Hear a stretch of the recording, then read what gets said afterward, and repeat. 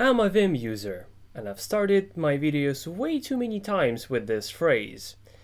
Essentially, obviously I hate the mouse, absolutely despise it, my biggest enemy, and I wish it rots in hell. Well, no, not really, but sometimes I don't want to use it. Sometimes, in almost a ridiculous way, I want to use my mouse via the keyboard.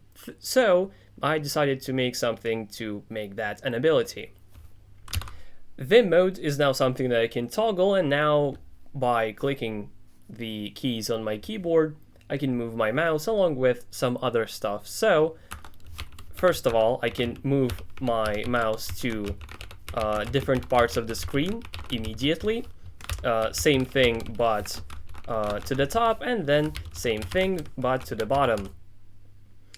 This solves the issue of your usual move your mouse with the keyboard scripts that at first it's too slow, and when you need to move from this place to say this place, you hold down and wait until you're there, which is just way too slow. So some scripts implement, oh, the more you hold down the key, the faster it moves. Which is a reasonable idea, however, it mimics how the real mouse works a bit too much. Or rather, the touchpad, actually, because the faster you move, the faster you move. That's okay for something that you use your hand with, but with keys, this inconsistent movement is too annoying to figure out. So if instead you can just move to a specific part or section of the screen and then move however you need, that ends up being actually quite useful and quite usable. So let's go and look at the code, because it's actually pretty simple. Oh yeah, I was in Vim mode. One thing that should be mentioned, once you're in Vim mode, naturally the keys that you'll be pressing will be doing the functions that I just described. So if you try to type, it would just be a mess. So that's why, first of all, I disable all the other keys that I don't use. So let's go to toggle Vim mode. This is just an abstraction to have this thing. Environment is my class that just holds global variables, essentially, because I don't want to riddle my script with random global variables which are defined God knows where. That's the place. You can just use a global variable. So every time this function is called, we toggle this variable. If it's false, then it becomes true. If it's true, it becomes false. Great. Now is if this variable is true, then get the string of on. If it's false, then it's off, and just pass that string into toggle info. Toggle info is this thing, and here's the almost entire code. Let's go to GUI. Here's the dark mode, and make font nicer, which is used there. I'm being this fast because the implementation that I specifically have doesn't really matter. You can make it your own and make it operate how you want. But this is just an example. If you like it a lot, you can just use it. And I have two ways to toggle Vim mode. First of all, Windows and the comma key, and then Windows and S, because search is essentially the same as just using this. So we don't need the built-in Windows S. And I have two, so I can do it with only my left hand if for some reason my right hand is occupied. Okay, now, if we are in Vim mode, then all the following hotkeys are enabled. And the movement that you just saw here is most of what we use. Let's actually separate them so it's easier to visualize. So the usual HKJL should be in a different way, but it doesn't matter. HJKL, that just moves your mouse. So let's toggle Vim mode, and that's exactly what happens. So J is down, K is up, H is left, L is right. Just like in Vim, once again, you can change these to whatever you actually want. But these work for me really well since I'm so used to Vim. Then if I press Shift, it starts moving in bigger chunks. So here I am pressing Shift, and here I'm not. So for the really granular moves, I just use HJKL, but usually I use Shift, and then I can use Control to move in even bigger like jumps. This is not used that often. Why? Because let's go to the next thing. We'll come back to what was there in a moment. So, numbers. By using numbers, you can jump to different sections of the screen. So that's pretty much the only reason why making this implementation of moving my mouse was even viable at all. If I couldn't easily and fastly jump to some section of my screen, it would be a bit too annoying to use this.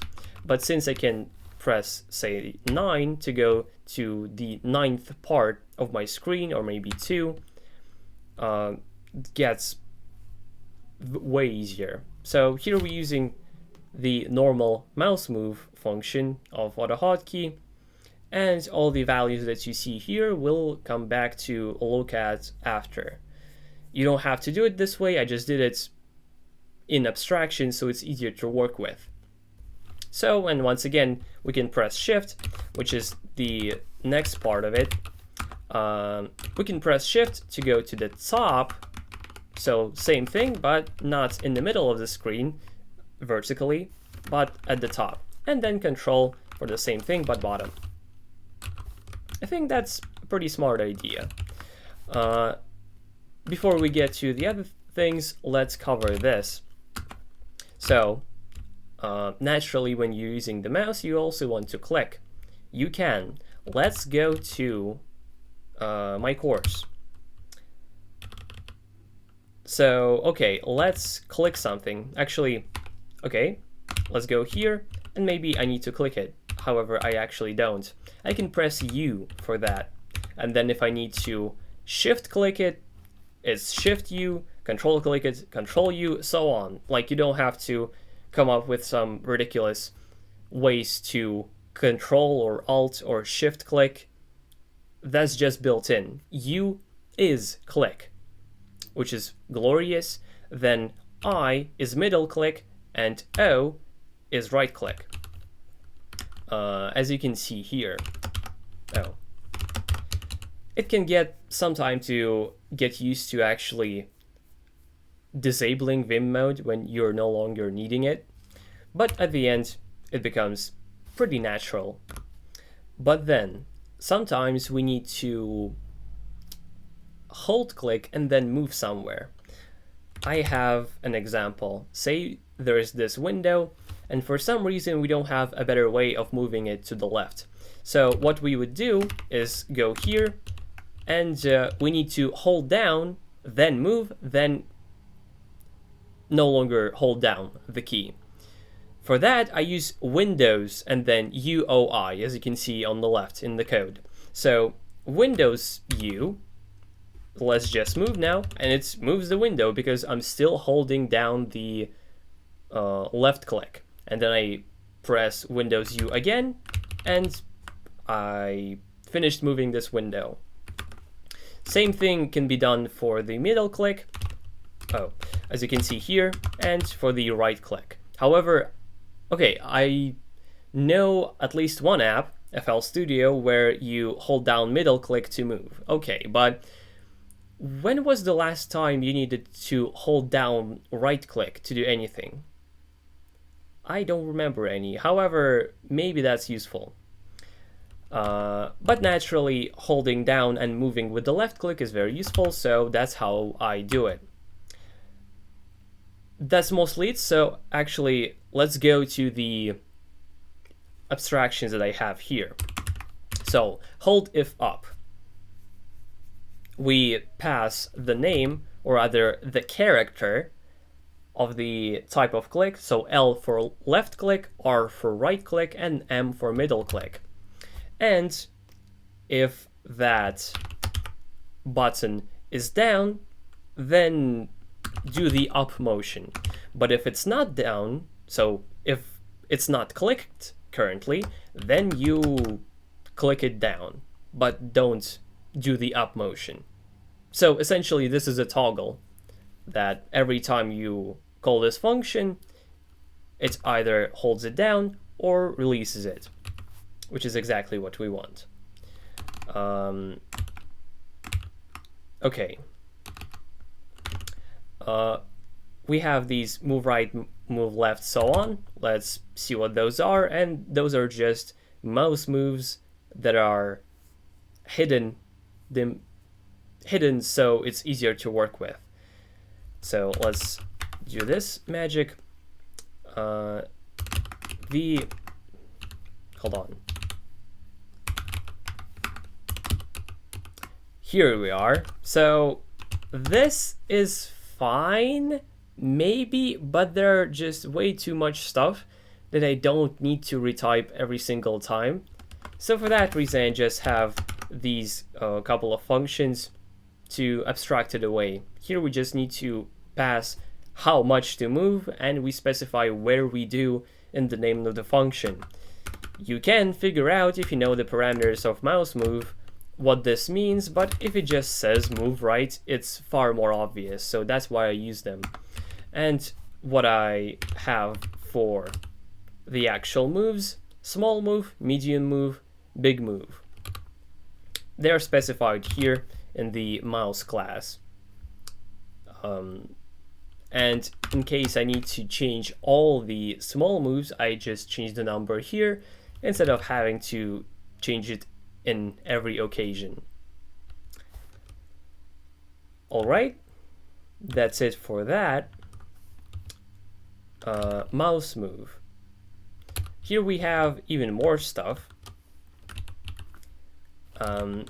So instead of having to specify absolute coordinates and trying to figure out where exactly I want my cursors to end up, instead of that I just use screen width, then divide it by a horizontal separator for the stuff that we have for numbers. So horizontal separator is 20, and then I multiply it by different values to get to a part of the screen that I want. And these are far left, low left, middle left, high left, less than middle x, more than middle x, low right x, so on. Just random naming, and I know it's kinda repetitive in a sense, but that was the most nice looking for me. When I see the definition of the hotkey, I immediately see that, oh, 1 goes to the far left, and the y coordinate is the middle of the screen, so middle y. And here it is. Then we have top y, which is the top of the screen. We divide the screen height by the horizontal separator, and we end up somewhere here. And then the same thing, but the opposite. Oh, not the horizontal, the vertical. So we divide by 7, and we end up at 1/7 of the screen. And then to get to the bottom, we also divide by 7, but then multiply by 6, so we end up at 6/7 of the screen. And here we are, essentially. Okay, that's pretty much it for this implementation. It's not a difficult one. I just think the idea of doing numbers, most importantly, that's what sells this idea. And it's actually not mine. Somebody on the AutoHotkey Discord recommended that as an idea, and I extrapolated it into a implementation. Now, when I want to use exclusively my keyboard, not only do I not want to move my hand to my mouse, but I don't want to move my hand pretty much at all.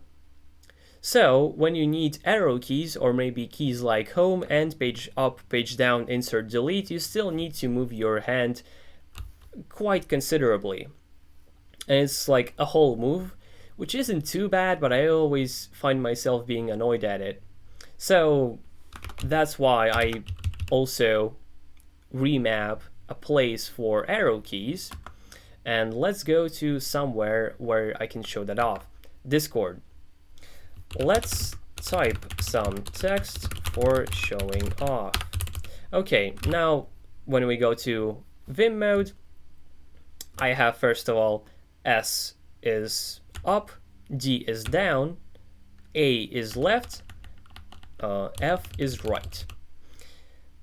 Maybe for you, having your mouse on the left and your arrow keys on the right, maybe for you that will be more comfortable. So decide for yourself. Maybe you want HJKL to be arrow keys, and then maybe WASD for the mouse. Depends on what you want. But it ended up being the most nice for me this way. So control arrows also works here, the same way that alt arrows would. Yeah, we can move to different channels this way. Damn, it's really slow though. Discord, right? Okay, and to add to that, we also have keys to scroll. First of all, X to scroll horizontally or vertically up, C to scroll down, and then also Z and V to scroll horizontally. I don't know. Oh, I actually do know where to show that off. Let's zoom incredibly. It sure takes a long ass time to get to a scroll bar. So now if we try to scroll horizontally, it will make a difference. We press V and we scroll horizontally, and then Z. This is very useful because usually you don't really have a way to scroll horizontally, even with your mouse. So I used to actually have it set up where if I hold down Windows and then scroll, I start scrolling horizontally, but it's still bugged out in AutoHotkey where sometimes it still scrolled horizontally or vertically, and it wasn't consistent essentially. So I tried to make a toggle, but that was very inefficient instead. But with something like this, very usable, very nice, it won't bug out, and when you do need it, you can. Fun fact about these keys supporting any modifiers, as I said multiple times already, how do you usually change your zoom? You might say Control minus and Control plus, fair enough, but I usually use my mouse for that, so I can actually continue doing so. If I do Control X, rather Control C, I can go back to the previous zoom level. So Control Scroll also works with this, which is, I think, incredible. Usually that's not really something that you can do. Okay, other than that, we have 4 more things. W is home, E is end, and once again they support all the modifiers. So here I pressed Shift Home, meaning Shift W, and selected until the start of the line.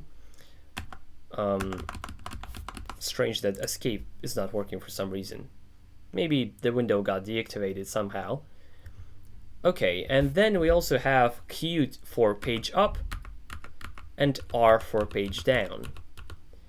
I have a feeling that not many people actually use those keys, at least not nearly as often as I do. I really recommend actually using them, at least to some point, because quite often scrolling a whole screen is pretty useful. Yes, indeed, we do have the ability to scroll a bit, and usually this granular scrolling is more of what you want. But sometimes scrolling a lot can be nice as well, so I recommend trying that out. Coming back to VS Code, that should be everything that we covered. One more thing though.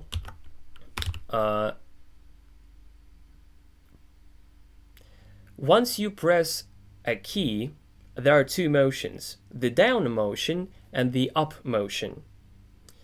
So when you try to make a remap for wheel left, up, down, and right for scrolling, every time you hold down and release, say, the C key, you actually scroll down twice, which is pretty annoying. So to remove that behavior, you make another set of hotkeys, but for the up motion specifically, meaning you only scroll down once you press the hotkey of C down, and you don't scroll once you release it, because that's the default behavior. If that annoys you as well, you can make it how I do. And once again, the other keys that I don't have anything do yet, so I just make them return, meaning I disable them overall if I'm in Vim mode, and then I need to specifically go outside of Vim mode to start using them again for typing, for example. That should be it. I'm more than sure this idea is not the first one, but maybe it wasn't spread enough for a lot of people to make use of it. So, if it was useful, press a like, type some comment, maybe have a question or suggestion. Definitely subscribe so you don't miss my content, but most importantly, stay fresh, cheese bags! I'll see you in my next video. Bye bye!